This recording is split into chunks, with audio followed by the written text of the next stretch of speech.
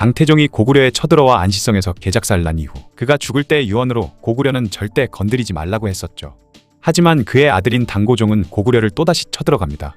그리고 마침내 고구려는 그에 의해 멸망하고 말죠.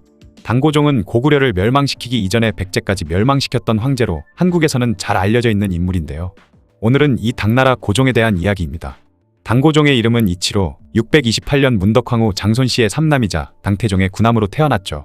그는 원래 9번째 아들이었기 때문에 황제와는 거리가 먼 인물이었습니다. 당태종은 원래 위징이라는 뛰어난 신하를 태자 이승건에게 붙여 태자의 교육을 맡김과 동시에 그의 조력자가 되어주도록 했지만 얼마 안가 위징이 사망하자 태자의 위치가 불안정해졌죠. 당시 당태종은 사남이던 이태를 총애하고 있었는데 이에 태자 이승건은 자신의 위치가 위태롭다고 여겨 한왕 이원창, 재상 후군집과 손을 잡고 정변을 일으켜버렸습니다. 하지만 결국 정변은 실패하고 말았고 이승건은 폐위되어 서인으로 떨어져 버리죠.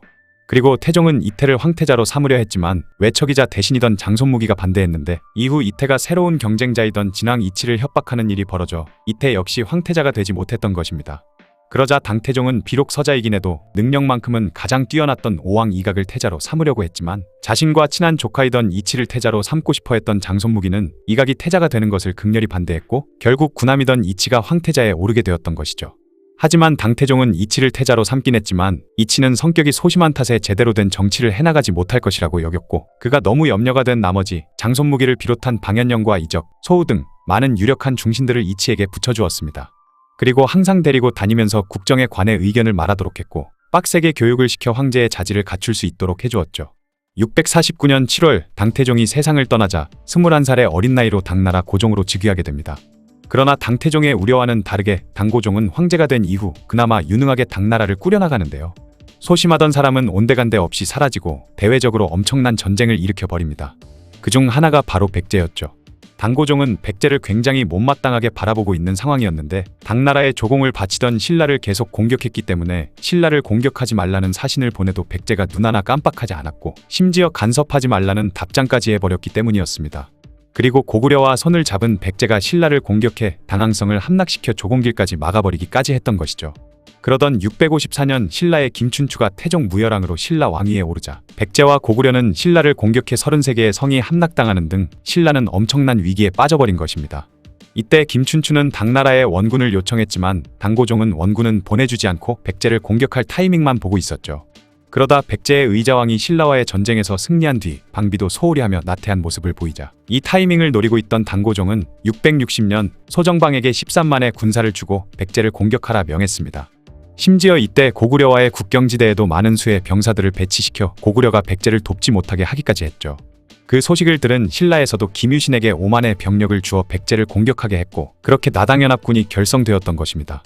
그러나 전쟁에 방비가 전혀 되어 있지 않았던 백제군은 나당연합군에 대패해 순식간에 엄청난 수의 병력을 잃었으며 계백 등 많은 장군들에게 결사항전을 하도록 했지만 결국 수적 열세로 인해 전투에서 패배했고 그렇게 660년 7월 18일 의자왕이 항복하면서 백제는 멸망하고 말았죠. 당고종이 그 다음 눈을 돌린 나라는 바로 고구려였습니다. 아버지 당태종이 고구려를 공격하지 말라는 유언을 남겼지만 그 전쟁으로 인해 아버지가 돌아가셨다 해도 과언이 아니었기에 고구려에 복수를 해야 했던 것이죠.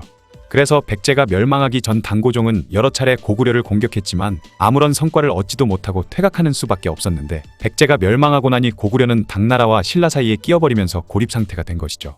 이때를 기회라 여긴 당고종은 661년 8월 이적과 정명진 소정방, 서림기 계피라력 등 수많은 장수들과 당나라 각지에서 차출된 병력을 모조리 끌어모아 약 35만 명의 병력을 이끌고 고구려로 진격하게 됩니다. 그리고 전쟁을 빨리 끝내기 위해 여러 장수들이 부여성과 신성을 공격할 때 새끼를 타고 곧바로 평양성으로 진격해 순식간에 보장왕을 잡아 항복을 시키려는 계략을 꾸몄죠. 그렇게 평양성까지 빠르게 진격하는 데까지는 순조롭게 해낼 수 있었지만 문제는 평양성이 워낙 견고해 함락되지 않았던 것입니다. 단기간에 끝내려 했던 전쟁이 장기전이 되어버린 것이죠. 뿐만 아니라 샛길로 돌아간 소정방과 당나라군은 보급로가 끊겨버려 군량이 소진된 데다가 겨울이 다가오자 싸울 힘조차 더 이상 남아있지 않았던 것입니다. 그렇게 고구려군의 공격에 죽거나 굶어 죽을 날만 기다리고 있을 때 하늘이 도왔는지 때마침 신라의 김유신이 도착했고 당군은 신라군의 군량미로 배를 채운 뒤 황급히 퇴각하고 말았죠. 심지어 다른 장수들도 연개소문이 이끄는 고구려군을 뚫어내지 못하고 전투에서 계속 패배만 해버렸고 전의를 완전 상실한 당나라군은 결국 전군을 후퇴시키게 됩니다. 그렇게 연개소문이 이끄는 고구려 군에 완전 참패를 당하고 말았고, 당고종도 아버지 당태종의 말대로 고구려는 건드려선 안 되겠다고 생각하게 되었죠. 그런데 얼마 안가 엄청난 소식이 들려옵니다. 바로 자신들을 패배시켰던 고구려의 연개소문이 죽었다는 소식과 그의 아들 연남생이 지위를 이어받았다는 소식이었죠. 그런데 문제는 연개소문의 동생이던 연정토가 모든 권력을 자신의 아들 연남생에게 물려준 것에 앙심을 품고 연개소문의 아들 3명을 이간질시켜 서로 싸우게 만들어버린 것입니다. 결국 연남생은 권력 다툼에서 밀려 당나라에 투항해버렸고, 이를 기회라 여긴 고종은 이적과 서린귀, 소정방 등 많은 장수에게 50만의 군사를 줘 고구려를 공격해버렸죠. 그 소식을 들은 연정토는 지레 겁을 먹어 당나라군을 막을 생각을 전혀 하지 못하고 20여 개의 고구려 성을 신라에 바치고 투항해버리기까지 했죠. 또한 신라에서도 김유신에게 20만의 병력을 주어 고구려 남쪽 지방을 공격해 들어가기 시작했습니다. 그러나 연개소문 아들들의 권력 다툼으로 인해 혼란에 빠진 고구려는 속추무책으로 당할 수밖에 없었던 것이죠. 그렇게 결국 668년 부여성을 비롯한 40여 개의 성이 함락되었고, 그해 8월엔 평양성을 포위했으며 9월에 보장왕의 항복을 받아 마침내 고구려도 건국 705년 만에 멸망하고 말았습니다. 그런데 당고종의 욕심은 끝이 없었고 결국 신라까지 넘보게 되는데요. 고구려가 멸망하자 당고종은 이대로 신라까지 장악해버리자고 생각했던 것이죠. 하지만 이미 눈치를 까고 있던 신라군은 고구려 부흥운동 세력과 힘을 합쳐 요동과 웅진 도독부를 선제 공격하면서 나당전쟁이 발발하고 말았습니다. 7년이나 이어진 나당전쟁에서 신라는 675년 매소성 전투와 676년 기벌포해전 때 당나라군을 작살내버렸고, 당고종은 결국 신라를 정복하지 못하고 전군을 물리는 수밖에 없었죠. 그렇게 당고종의 욕심으로 시작된 나당전쟁은 서로 큰 손해만 보고 결말을 맞게 된 것입니다.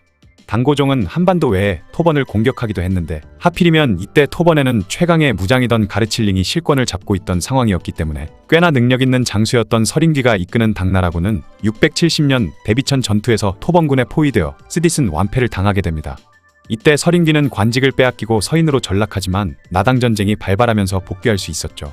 어쨌든 나당전쟁도 마무리된 이후인 679년에 다시 10만 명의 대군을 이끌고 토번을 공격했지만 또다시 참패를 당했고, 당고종은 토번을 어떻게 해야 하나 고민했지만 다른 방법이 없어 이후부턴 견고히 방어만 하는 방법을 쓰게 됩니다. 당고종은 여러 전투에서 많이 지기는 했지만 그래도 백제와 고구려를 멸망시켰던 황제로 우리나라 사람들 기억 속에 자리 잡게 된 것이죠. 이런 대외 정책 말고 대내 정책으로는 영의이치라고 여러 가지 훌륭한 정책을 하기도 했습니다. 다만 그는 중국의 3대 악녀로 불린 측천무후를 총애해 그녀가 훗날 정권을 잡고 수많은 신하들을 숙청해버리기도 하는데요. 당시 당나라엔 후사를 두지 못한 황제의 후궁은 비구니가 되어야 한다는 법도가 있었기에 아버지 당태종의 후궁이던 무조는 당태종 사후 감업사에서 비구니로 지내고 있었죠. 당고종이 태자일 때 무조를 잠깐 본 적이 있는데 그때 서로 첫눈에 반해버렸다고 합니다. 이후 당고종은 감업사로 찾아간 뒤 비구니가 된 무조를 궁으로 데려와 그녀를 정의품 소희에 책봉했고, 그녀와의 사이에서 아들 이용을 얻기도 했죠. 당고종의 총애를 등에 업은 무조는 소숙비를 몰아내고 비가 되었고, 나중엔 황후 왕씨가 자신의 딸을 죽였다고 모함해 당고종은 왕씨까지 폐위시키고 무조를 황후로 삼았던 것입니다. 그렇게 황후가 된 측천무후는 승상이던 장손무기를 비롯해 황태자였던 이충까지 여러 죄를 뒤집어 씌운 뒤 폐위시키는 등 자신과 반대파였던 신하들은 무자비하게 숙청했죠. 게다가 집권 초까지만 해도 의욕적으로 정치를 행한 당고종은 660년 백제를 공격할 무렵부터는 자주 병에 걸려 병석에 누우면서 측천무후를 대리인으로 삼아 정치적으로 많이 의존하기 시작했는데요. 뿐만 아니라 674년 병세가 심해져 더 이상 정사를 돌보기 힘들게 되자 자신은 천황, 측천무후를 천으로 칭해 모든 정치를 맡겨버렸고 사실상 정권에서 물러나고 말았습니다. 심지어 나중에는 재위를 측천무후에게 넘기려고까지 했다가 재상이던 학처준의 반대로 취소하기도 했죠. 그리고 당고종은 재위 34년째인 683년 12월 55세의 나이로 세상을 떠나게 되었습니다. 우리나라에서는 고구려와 백제를 멸망시킨 인물로 잘 알려져 있는데 생각보다는 유능했던 인물 같네요.